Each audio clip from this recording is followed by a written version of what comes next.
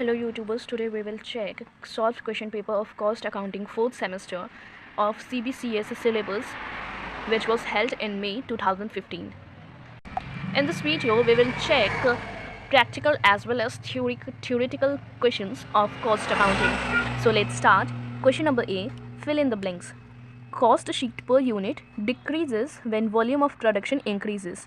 Number 2, prime cost is the combination of direct material, direct labor and direct expenses. Cost of abnormal idle item and overtime is transferred to costing profit and loss account.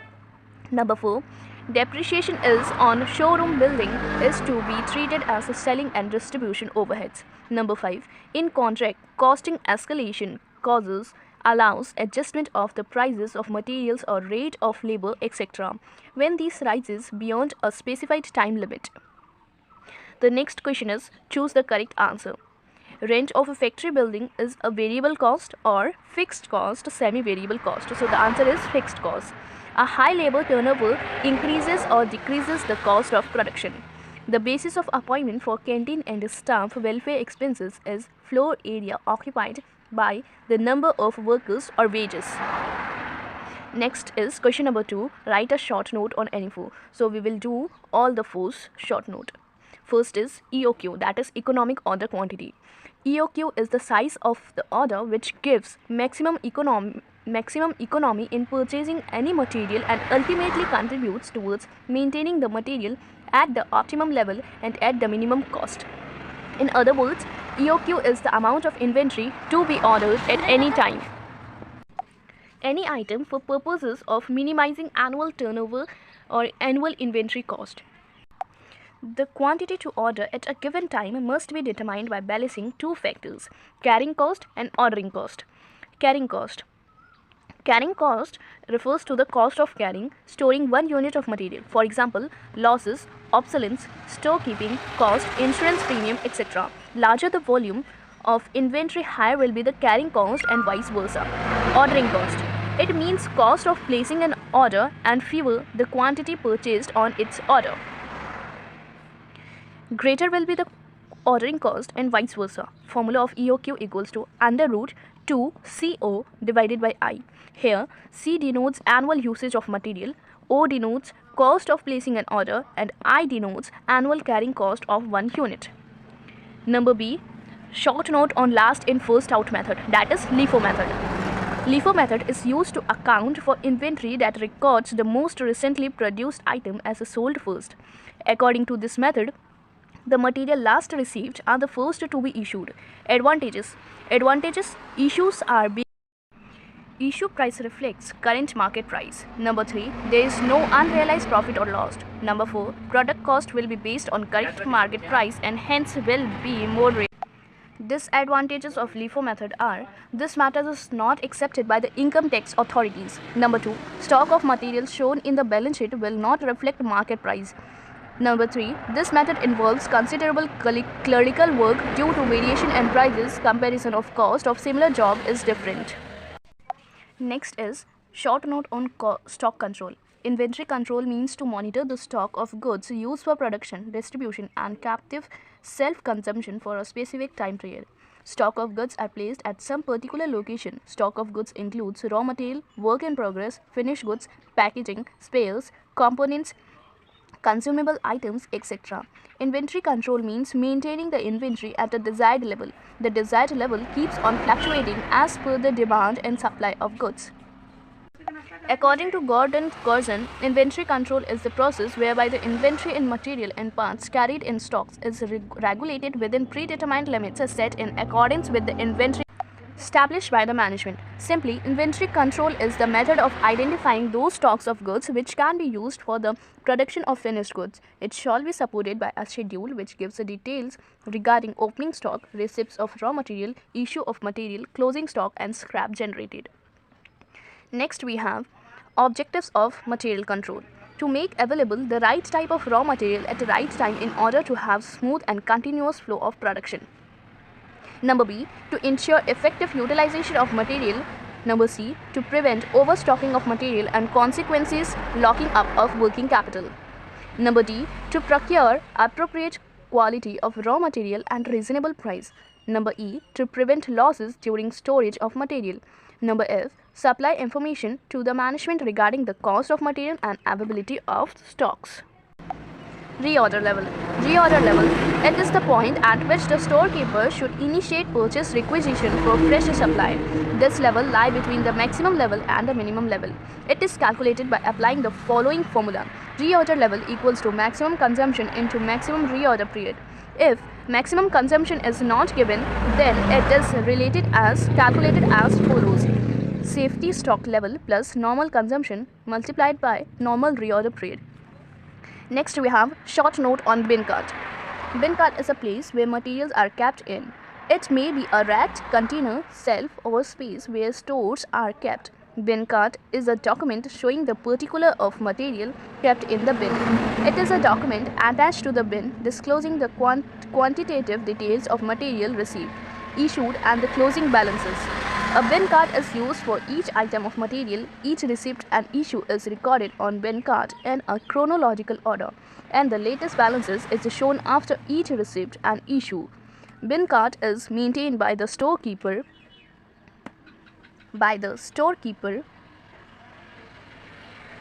It indicates information like different stock level, no names of material, material code number, store ledger, folio number, quantity of materials received, issue and balances in hand. Next we have a practical question. So let's see the question.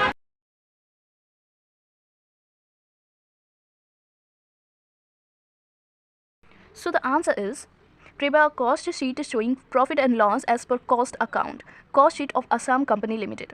Particulars, units and amount.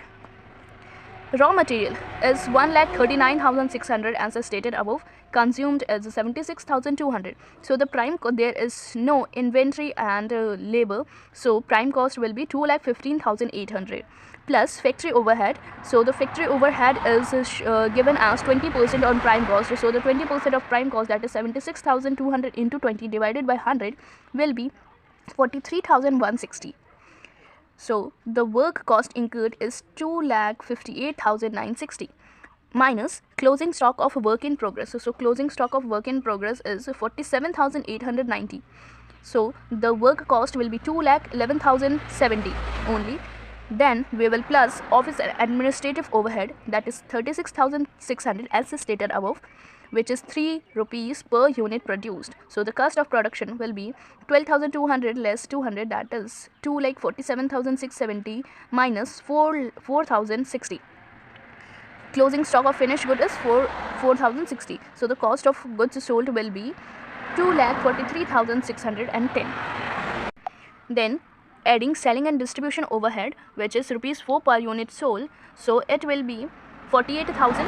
So cost of sales of profit will be 12,000. Here it will be 2,91,610 minus 1,88,000 plus 1,88,300. So the cost of sales of profit will be added 1,88,300. So the sales will be 4,80,000 totally.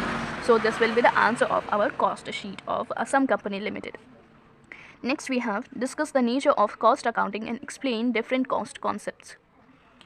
So it is a 14 marks question. So the answer is cost. The term cost has been studied in relation to its purpose and condition as per the definition by the Chartered Institution of Management Accounting, that is CIMA, London. Cost is the amount of actual expenditure incurred on a given thing. Cost accounting, it is the method of accounting for cost. The process of recording and accounting for all the elements of cost is called cost accounting. ICMA has defined cost accounting as follows: the process of accounting for cost from the point at which expenditure is incurred or committed to the establishment of its ultimate widest usage. It embraces the preparation of statistical data, the application of cost control method, and the ascertainment of the profitability of activities carried out or planned. Here, cost accounting.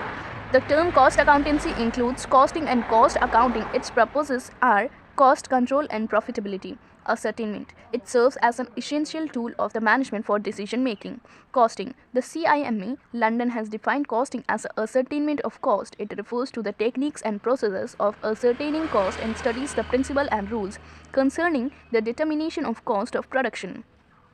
Following are the nature and characteristics of cost accounting. Number 1. Cost accounting views the whole organization from the individual component of the organization like a job, a process, etc. Number 2. Cost accounting aims at ascertaining the profitability of individual components of the organization. Number 3. It is meant for those people who are a part of decision-making process of the organization. Thus, it is for internal use. Number 4. It is not a legal requirement. It is not compulsory to maintain cost accounting records. Number 5. Cost accounting data is immediately available, which facilitated in decision-making process. Number 6. Cost accounting considers each and every transaction, whether related to past or future, which will have an impact on the business. Various cost concepts we have now. So, by nature or element or analytical classification, costs are divided into categories, that is material, labor and expenses. Number B, by functions, divided into two categories, that is commerce cost and manufacturing and production cost. Number C, as direct and indirect. Total cost is divided into direct cost and indirect cost. Number D, by variability. Costs are divided into three groups, with fixed variable and semi-variable. By controllability. Costs are classified according to whether or not they are influenced by the actions of a given member of the undertaking. Two categories, controllable cost and uncontrollable cost. By normality, two categories, that is normal cost and abnormal cost. Number G, by capital and revenue or financial accounting classification. Number H, by time, classified as historical cost or predetermined cost. Next question we have, compute labor cost for the year per head and per hour. Also state how the cost of can be treated. So let's see the question.